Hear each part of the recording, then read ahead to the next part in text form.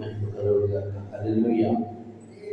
ఈ యొక్క శుక్రవారం ఈ యొక్క ఉపవాస కూడికలో దేవుడు మనందరినీ కూడా సజీవులుగా కాచి కాపాడి ఆయన సన్నిధిలో చేరి మన కొరకు మన కుటుంబాల కొరకు 10 నిమిషాలు ఉపవాస ప్రార్థన చేయడానికి ఆయన ఇచ్చినటువంటి గొప్ప తరుణాన్ని బట్టి దేవుడికి మహిమ కలుగుగాక. ఆమేన్. చేరొచ్చిన మీ అందరూ కూడా నా హృదయపూర్వక వందనాలు. 10 నిమిషాలు దేవుని మాట్లాడి చేద్దాం. సామెతల గ్రంథం 9:11 చదువుకుంటే సార్ చదువు మైక్లో చదువు సార్ మైక్లో చదువు.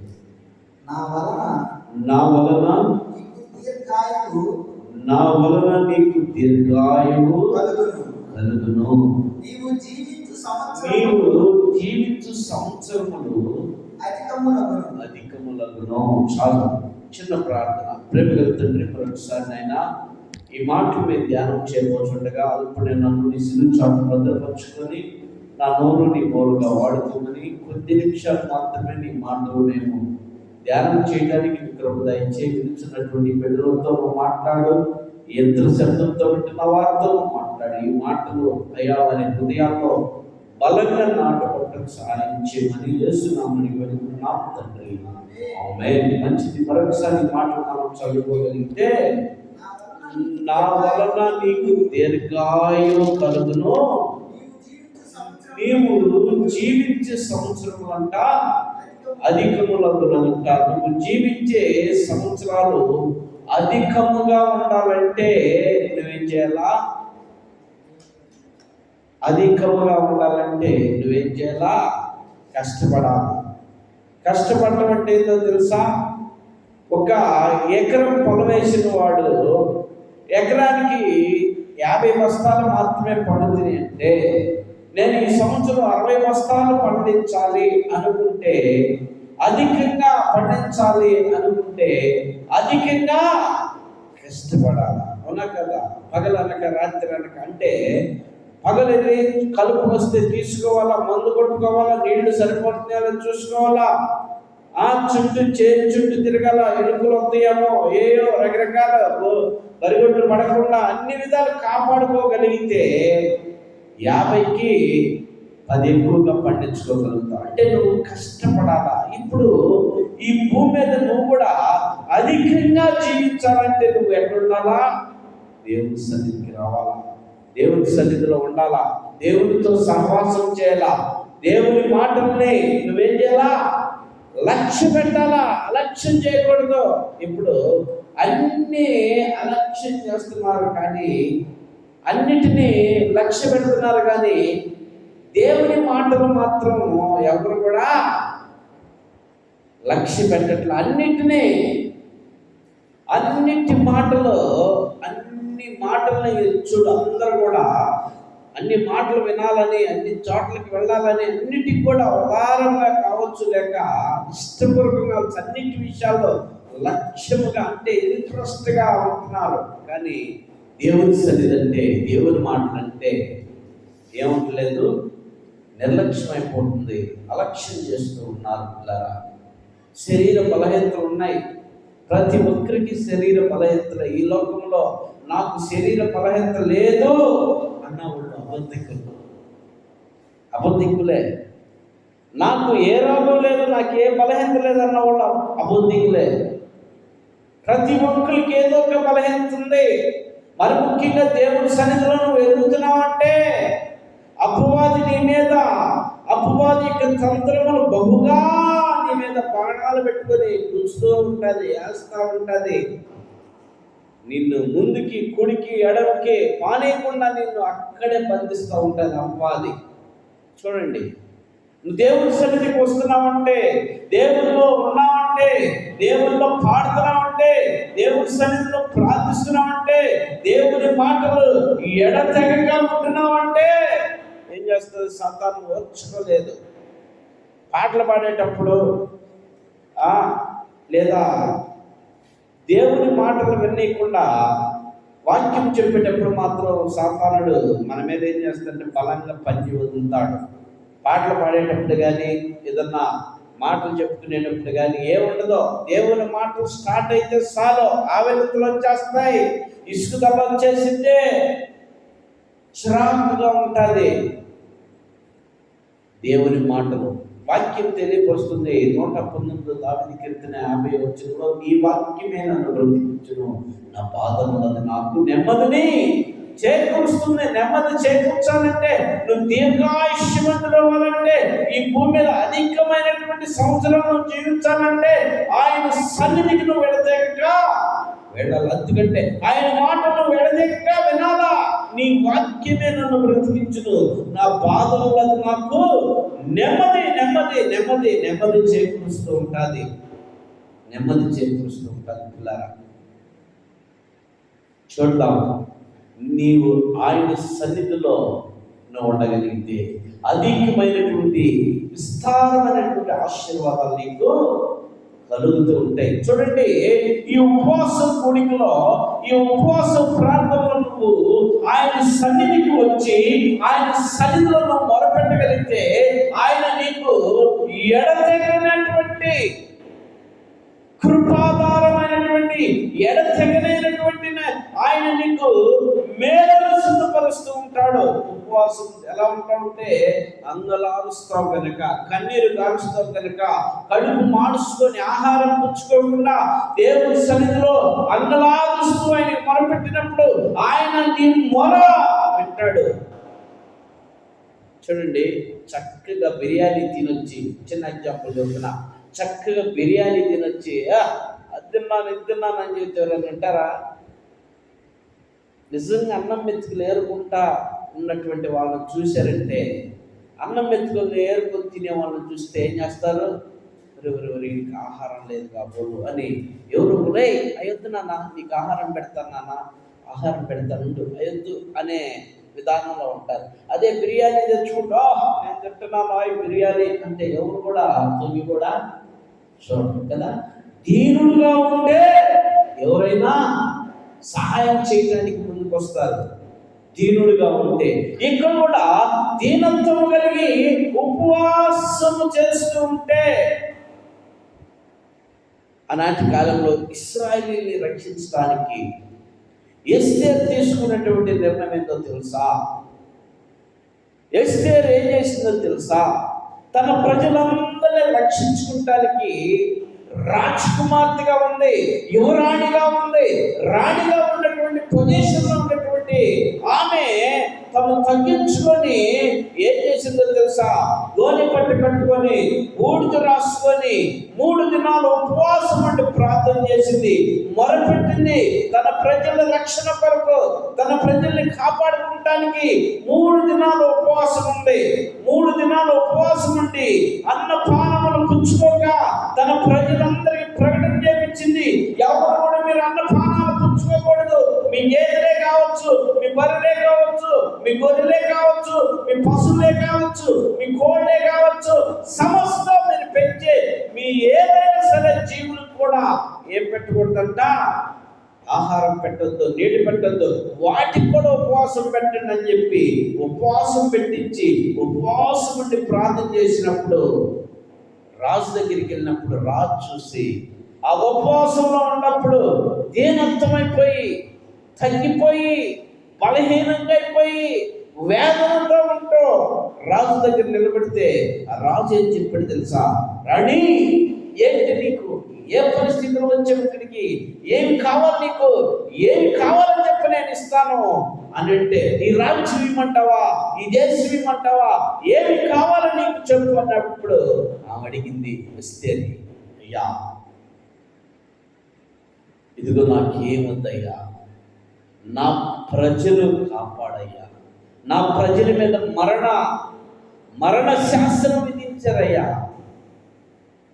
మరణ శాసనం విధించారయ్యా, ఆ మరణ శాసనం ఎత్తివేయాలి రాజు దగ్గర ప్రతిమాడినప్పుడు తెలుసుకొని ఆ మరణ శాసనం ఎత్తివేసాడు. ఎవరైతే వీళ్ళని చంపడానికి ప్లాన్ వేసారో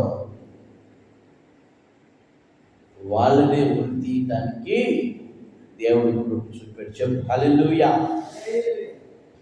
నువ్వు దేవుని పట్ల ఉపవాసం నుండి ప్రార్థించగలిగితే, నువ్వు నీ కుటుంబం కొరకు దేవుని సన్నిధిలో నుండి ఉపవాసం నుండి ప్రార్థించగలిగితే వంచుతాడు, ఎరగొడతాడు, ఎరగొట్టి తీసుకొచ్చి నీ ముందు పడేస్తాడు దేవుడు.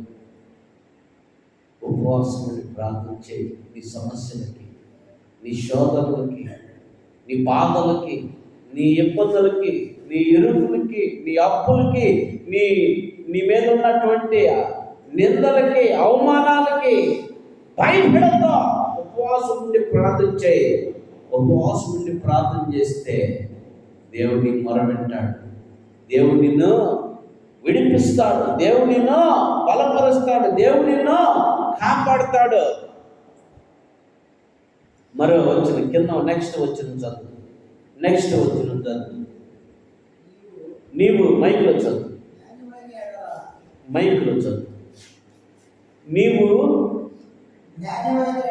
జ్ఞానమైనటువంటి ఎడల నీ జ్ఞానము నీకు లాభకరమగును. చూడు, నువ్వు జ్ఞానమైతే నీ జ్ఞానం నీకు లాభకరమైంది. నీ జ్ఞానం ఏంటి? నీ జ్ఞానం దేవుని సన్నిధిలోకి వచ్చి సమస్తం మాటతో కలుగు చేసినటువంటి భూమి ఆకాశంలో సృజించినటువంటి దేవుడు, జలరాశుల్ని, జంతువుల్ని, సమస్తాన్ని కలుగు చేసినటువంటి దేవుడు, సూర్యుడు నక్షత్రాలను కలుగు చేసినటువంటి దేవుడు, చంద్రుడిని కలుగు చేసినటువంటి దేవుడు, సముద్రాలను కలుగు చేసినటువంటి దేవుడు, నదులను కలుగు చేసినటువంటి దేవుడు, కాలము కలుగు చేసినటువంటి దేవుడు, మాటతో ఎన్ని కలుగు చేసినటువంటి దేవుడు, నిన్ను మాత్రం చెప్పుకున్నాడు ఆయన. అది చేతుల్లో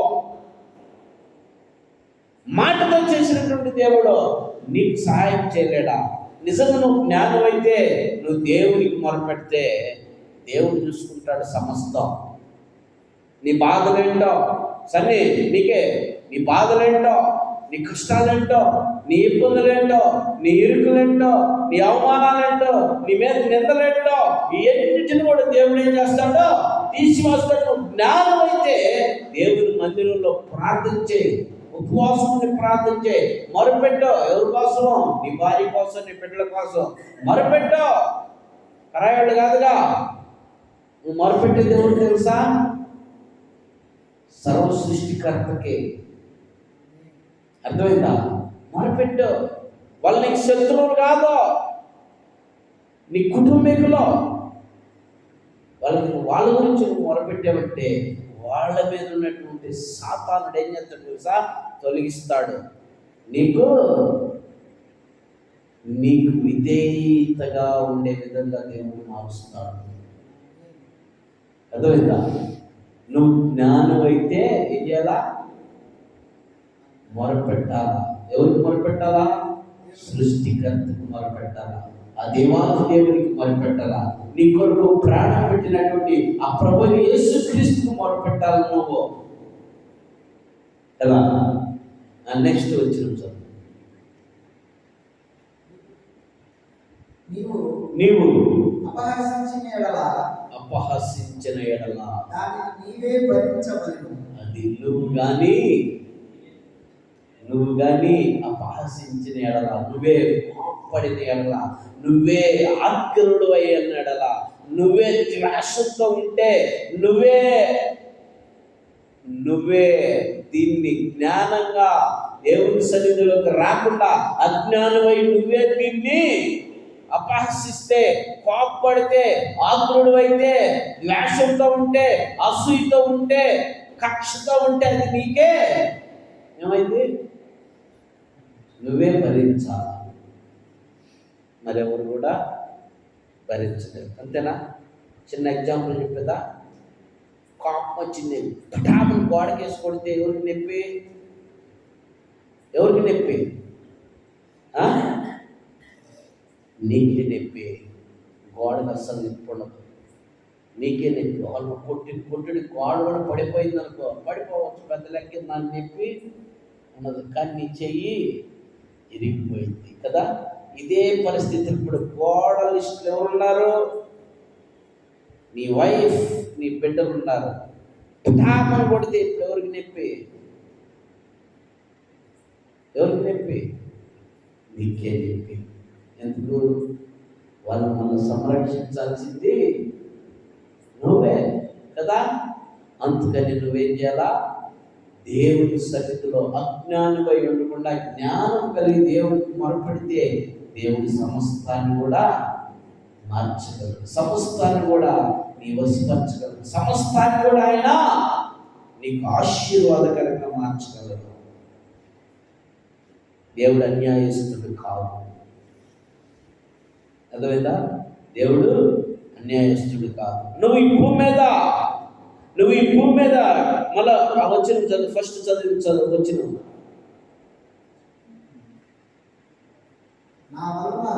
నా వలన ఇప్పుడు దేవునికి నువ్వు మొరపెట్టగలిగితే నిజంగా దేవుని సన్నిధిలో ఒక జ్ఞానం కలిగి నువ్వు దేవుని సన్నిధిలో మొరపెట్టగలిగితే నా వలన నీకు దీర్ఘాయువు కలిగింది. నువ్వు జీవించు సంవత్సరాలు అధికమవుతే నువ్వు దేవుని సన్నిధిలో మొరపెట్టకుండా జ్ఞానంగా ఉండకుండా అజ్ఞానముగా ఉంటే ఏమైంది? పేరు మరవబడింది కదా. అందుకని ఏం చేయాలా? దేవుని సన్నిధిలో మొరపెట్టాలా. నీకొచ్చే ముళ్ళు, నీకొచ్చే శ్రమలు, నీకొచ్చే కష్టాలు, నీకొచ్చే బాధలు, నీకొచ్చే ఇబ్బందులు, నీకొచ్చే ఇరుకులన్నిటి కూడా దేవుని సన్నిధిలో నువ్వు మొరపెట్టగలిగితే దేవుడు నీకు తోడుగా ఉంటాడు. దేవుడు నీకు క్షేమాన్ని ఇస్తాడు.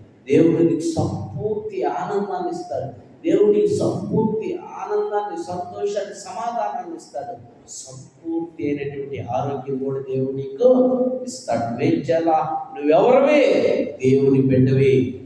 దేవుడు నిన్ను తన స్వరక్తం ఇచ్చుకొని సంపాదించుకున్నాడు. ఆయన స్వరక్తం ఇచ్చి నిన్ను సంపాదించుకున్నటువంటి నువ్వు దేవుడిని విడిచిపెట్టి నీ సొంత ప్రయత్నాలు, నీ సొంత తలంపులు, నీ సొంత ఉద్దేశాలు, నీ సొంత ఇష్టాలకి పోతూ ఉంటే లోకానుసారంగా అపవాది యొక్క మనసు నీలోకి వచ్చినప్పుడు అపవాదితో నువ్వు ఏకీభవించి అపవాదితో ముందుకు పోతే ఎలా? దేవుడిని ఆయన రక్తం ఇచ్చి నిన్ను సంపాదించుకున్నాడు. ఆయన రక్తం ఇచ్చి నిన్ను సంపాదించుకున్నాడు. మరి ఎలా ఉండాలా? ఆయనకి విధేయుడిగా ఉండాలా. ఆయనకి మణిగి ఉండాలా. ఆయనతో నువ్వు సహవాసం చేయాలా. ఆయనతో నువ్వు నిత్యం జీవించాలి. కనుక ఈ మాటలు వింటున్నటువంటి చేదొచ్చిన మీ అందరం, మనందరం ఈ యంత్రశబ్దంతో విన్నవారితో కూడా ఈరోజు నీకు ఇదే పరిస్థితి, సమాధానం లేకుండావా, శాంతి లేకుండావా, బాధల్లో ఉండవా, శ్రమంలో ఉండవా, కష్టంలో ఉండవా, ఇబ్బందుల్లో ఉండవా, అప్పుల్లో ఉండవా, అనారోగ్యంతో ఉండవా, రోగాలతో ఉండవా, ఏ పరిస్థితిలో నువ్వు ఉన్నా సరే, ఏ పరిస్థితిలో నువ్వు ఉన్నా సరే, ఈ రోజు ఈ ఉపవాస కూడికలో దేవుడిని తెలియపరుస్తున్నటువంటి మాట ఏం తెలుసా? నాకు మొరపెట్టము, నేను నీకు ఉత్తరం ఇస్తాను. నువ్వు గ్రహింపలేనటువంటి గొప్ప కార్యాలు నీ పక్షంగా నేను నెరవేర్చబోతున్నాను. గొప్ప కార్యాలు నీ పక్షంగా నువ్వు చూడబోతున్నావు. నువ్వు నాకు మొరపెట్టము, నేను నీకు ఉత్తరం ఇస్తాను. మొరపెట్టాలా? ఉపవాస కూడిక. అందుకే దేవుని సన్నిధిలో మొరపెట్టడానికి ఉపవాస కూడిక. ఆదివారం ఆరాధన దేవుడిని ఆరాధించడానికి ఉపవాసం, శుక్రవారం ఉపవాసకుడిగా దేవునికి మొరపెట్టాలా. నీ అవసరతల గురించి, నీ అక్కల గురించి, నీ సమస్యల గురించి, నీ శోధనల గురించి, నీకు వస్తున్న ఇబ్బందుల గురించి, నీకున్నటువంటి రోగాల గురించి నువ్వు దేవుని సన్నిధిలో మొరపెట్టగలిగితే దేవుడు నిన్ను కాపాడుతాడు, నీ కుటుంబాన్ని కాపాడుతాడు, నీ బిడ్డను కాపాడుతాడు, నీ బిడ్డలు తరతరాలు కూడా కాపాడుతాడు. కాపాడగలిగినటువంటి దేవుడు మన ప్రభువైన యేసుక్రీస్తు. హల్లెలూయా. కనుక ఈ రాత్రి నువ్వు ప్రార్థించు, దేవుడు నీకు తోడుగా ఉంటాడు. దేవుడు కొన్ని మాటలు దీవించుగాక. ఆమేన్. అందరూ కూడా ప్రార్థన చేద్దాం. ప్రార్థనలో ఉండి ఈ కోడికను ఊహించుకుందాం.